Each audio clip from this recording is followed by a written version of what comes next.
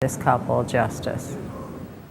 We're asking you to give Chris justice for having to endure the humility of being stripped down, being raped,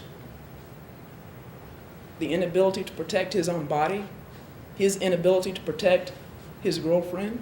We're asking you to give Chris Newsom justice. Give Chris Newsom justice for being forced to walk outside in the cold, dark night barefoot. Somebody else is wearing your $136 shoes.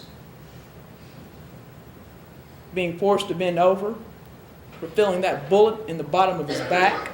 We're asking you to give Chris Newsom justice for the bullet that entered his shoulder. We're asking you to give Chris Newsom justice for being executed, for his body being moved,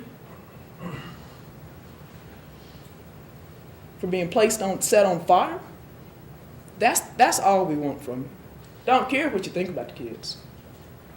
Don't care at all. We want Channon to have justice for being held captive for hours, for having to lie to her own daddy. We want you to give Channon justice for being raped, for the taste of his semen, the taste of his brother's semen in her mouth, the inability to protect herself. That's all we want from you, is justice for Channon. For the injury to the top of her head, to her shoulders, to her arms, being grabbed, to that little cut on her hand,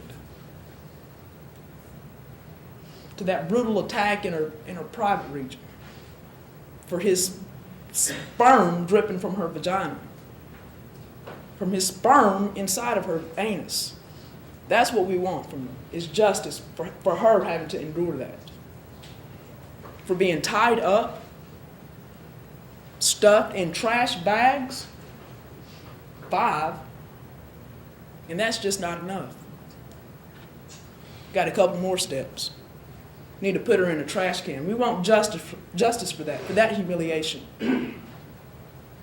For the whole world to see her body stuck in a trash can, for Channon having to do that, for that being the memory of Channon Christian, that's what we want justice for.